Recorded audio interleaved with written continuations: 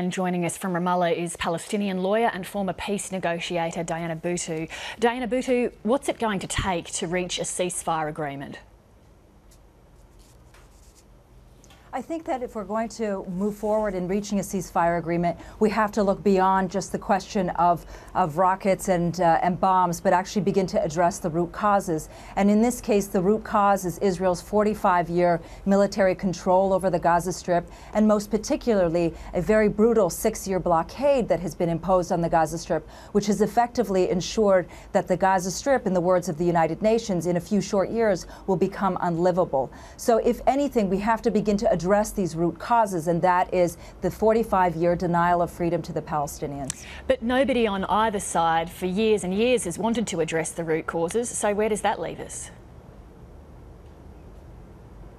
Well, this is precisely the problem, and this is where the international community needs to step in. It's important to keep in mind that we are dealing with a state, a very powerful state, purported to be perhaps the state with the 10th largest army in the world, and we're dealing with a stateless, defenseless, civilian refugee population. And so in this context, the pressure has to come from the international community on the state to actually abide by its obligations under international law.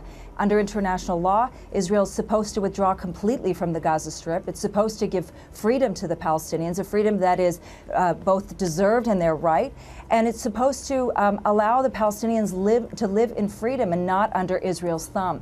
Now, the problem is, if the international community does not step up, then we're going to continue to see this issue of violence recurring. How about the international community putting some pressure on the stateless actors to stop mounting terrorist attacks against the state?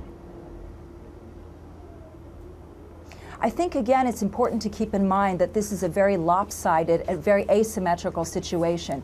Israel, as an occupying power, is under an obligation to protect the Palestinians, not under an obligation to hurt the Palestinians. And Israel, at this point in time, cannot demand security from Palestinians. That's not the role of Palestinians to provide Israel security. It's the other way around. And what we are looking at is what it looks to be that there's two equal sides, but there are not.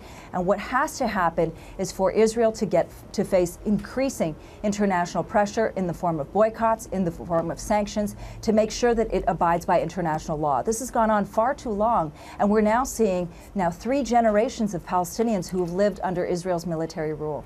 The Israelis aren't asking the Palestinians to provide them with security. They're simply asking them to stop firing rockets into their territory. Precisely the opposite. They actually, in fact, are saying that Palestinians have to give security to Israel. The whole point of the matter is that Israel cannot demand security and should not expect security as long as it is in military rule and provided that it is military occupying another nation. That flies against the nature of international law, and it flies against common sense. You cannot deny people freedom and then demand that there is no repercussion to your denial of freedom.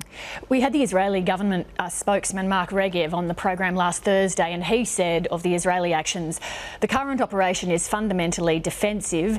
The civilian population of Israel's south has been on the receiving end of very deadly rockets and missiles, not for days, not for weeks, but for months now, and enough is enough. What do you say to that? Well, I think it's the other way around, and the death toll certainly displays that it's the other way around. Already we've seen that there have been 88 Palestinians killed, just 12 yesterday from one family alone in what Israel terms as a mistake.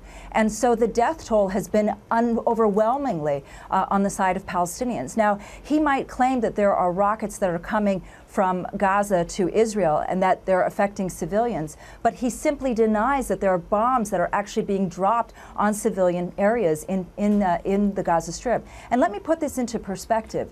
When the Gaza Strip is one of the tiniest and most densely populated places on Earth. It's got 1.6 million people living in it.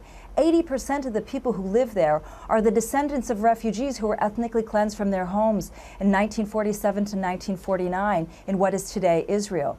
The population today, 50% of them are under the age of 18, and 20% of them are under the age of 5. So what Israel is doing with its perpetual airstrikes, drone attacks, and its naval as well as tank shelling is precisely creating the conditions of putting terror into children. these attacks have gone on not for days, not for weeks, not for months, but has gone on systematically for 45 years, not just attacks, but also the brutal denial of freedom. Dana Bootu, thank you very much for your time tonight.